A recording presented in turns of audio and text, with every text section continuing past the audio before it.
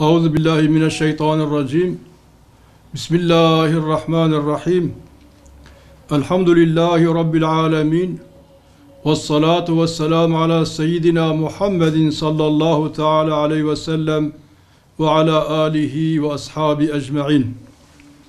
Değerli basın mensupları, malumunuz olduğu üzere geçen hafta Amerika Birleşik Devletleri tarafından atılan füzelerle içlerinde ikisi komutan olan İranlı bazı insanlar öldürüldü. Bu olay hem bütün dünyada ve hem de ülkemizde çok geniş bir yankı uyandırdı. Özellikle başta sosyal medya olmak üzere hemen hemen bütün dünya, bütün medya bu olayı konuşmaya kilitlendi. Bu olay hakkında birçok değişik yorumlar da yapıldı ve halen de yapılmaya devam etmektedir. Bazıları bu menfur olayı şiddetle kınarken, bazıları ise buna sevinip kutlama mesajları atacak kadar ileri gittiler. Bu saldırıya Müslümanlar genelde kınama ve hüzün ile yaklaşırken, sevinenlerin ön safında ise İsrail terör devleti, Amerika Birleşik Devletleri ve birçok Avrupa ülkesini gördük. Küfrü temsil edenlerin bu olaya sevinçle yaklaşmaları normal olarak görülebilir. Çünkü küfür tek millettir düsturu bunu çok açık olarak açıklamaktadır. Fakat bu olaya sevinenler içinde bazı Müslümanlar da görmüş olmamız, meseleyi İslami açıdan inceleyip bir basın açıklamasıyla duyurmayı kendimize bir görev olarak telakki ettik. Bu olaya bizlerin kaynak kitaplarımızda geçen delillerin penceresinden bakmamız lazımdır.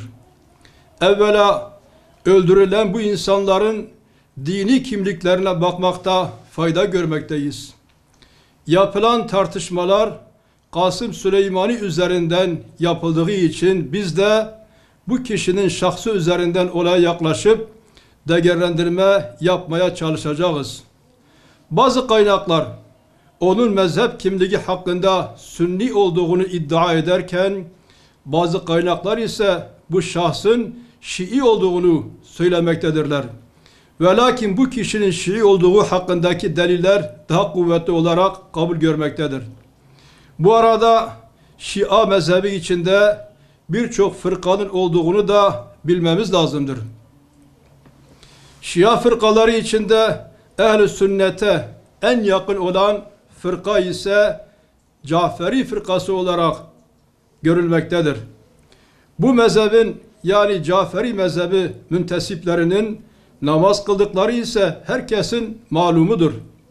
Hal böyleyken Kasım Süleymani de Caferi olduğuna göre onun kıble ehli olduğu ve küfür ile itham edilmesinin caiz olmadığı açık olarak ortaya çıkmaktadır.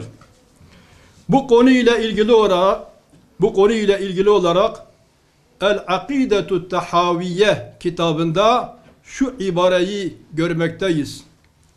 وَلَا نُكَفِّرُ أَحَدًا مِنْ اَهْلِ الْقِبْلَةِ بِذَنْبٍ مَا لَمْ يَسْتَحِلَّهِ Bir günahı yani yapılmasının haram olduğu nas ile sabit olan bir şeyi helal olarak kabul etmediği müddetçe kıble ehlinden hiçbir kimseyi küfür ile itham etmeyiz.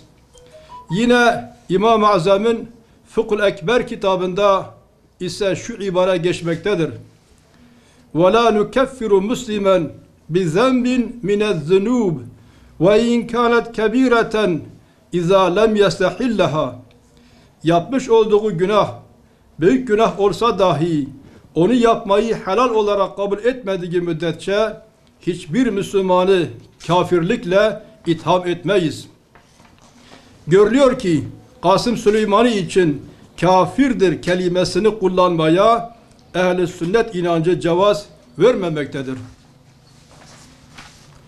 Bu arada Kasım Süleymani'nin Suriye'de, Yemen'de veya daha birçok yerdeki katliamlarda imzasının olduğu iddiası ispat edilmeye muhtaçtır. eğer bu iddialar gerçek olarak kabul edilse bile İslami hükümlere göre onu İslami bir mahkemenin yargılayıp ceza vermesi gerekirdi. Madem ki böyle bir mahkeme kararı ile öldürülmedi, o zaman onun hesabı ahirette, yani mahkeme-i kubrada elbette ki sorulacaktır. Ve hiç şüphesiz ki her hak sahibine hakkı orada kesin ve tam olarak verilecektir. İyiler de kötüler de muhakkak ki yaptıklarının karşılığını mahşerde bulacaklardır. Kıymetli basın mensupları, bugün İslam coğrafyasındaki hemen hemen bütün terörist grupları desteklediği artık herkesin malumu olan ABD'nin bu Müslümanı, yani Kasım Süleymanı'yı öldürmesinden dolayı her Müslümanın sevinmesi değil, üzüntü duyması gerekirdi. Ayrıca bu olayın bu kadar tartışmaya konu edilip gündemde tutulmasının başka bir amacı daha vardır. Sizlerin de takip ettiğiniz gibi bu menfur olayın sırtında Siyonistler ve onların uşakları tarafından ehli sünnet ve Şia mezhep taraftarları arasında bir çatışma meydana getirilmek istenmektedir. Medyada yapılan yayınlar vasıtasıyla bu yönde bir algı oluşturulmaya çalışılmaktadır. Siyonist bir proje olan BOP, yani Büyük Orta Doğu Projesi kesintisiz olarak uygulanmaya devam etmektedir. Bu sinsi planın gereği olarak 22 ülkenin sınırlarının değişeceğini ABD'nin eski Dışişleri Bakanı Condoleezza Rice daha önce açıklamış idi. Afganistan, Irak, Suriye ve Libya işgalleri ile Mısır'daki darbenin bu projenin birer parçası olduğu hakkında artık hiç kimsenin şüphesi kalmamıştır. Bu projenin nihai hedefi ise Türkiye ve İran'ı karşı karşıya getirip savaştırmak olup Siyonistlerin bir ütopyası olan arz-ı mev'ud, yani güya Allah'ın onlara vermeyi söz verdiği topraklar üzerinde kurmak istedikleri Büyük İsrail Devleti'nin önündeki tüm engelleri kaldırmaktır. Şunu da kesin olarak bilelim ki bugün gerek sosyal medyada ve gerekse medyanın diğer alanlarında ehl-i sünnet ve Şia hakkında yapılan tartışmalar Siyonizmin bu hedefine hizmet etmekten başka bir şey yapmamaktadır. Değerli basın mensupları, Din Bir yani Din Görevleri Birliği Derneği Şanlıurfa Şubesi olarak sizlerin şahsında bütün Müslümanlara bölgemizde var olan sorunlara ilaveten çıkarılmak istenen fitnelere karşı son derece uyanık olmalarını bir kardeşlik nasihatı olarak arz eder. Yine sizlerin şahsında tüm kardeşlerimize saygılarımızı sunuyoruz.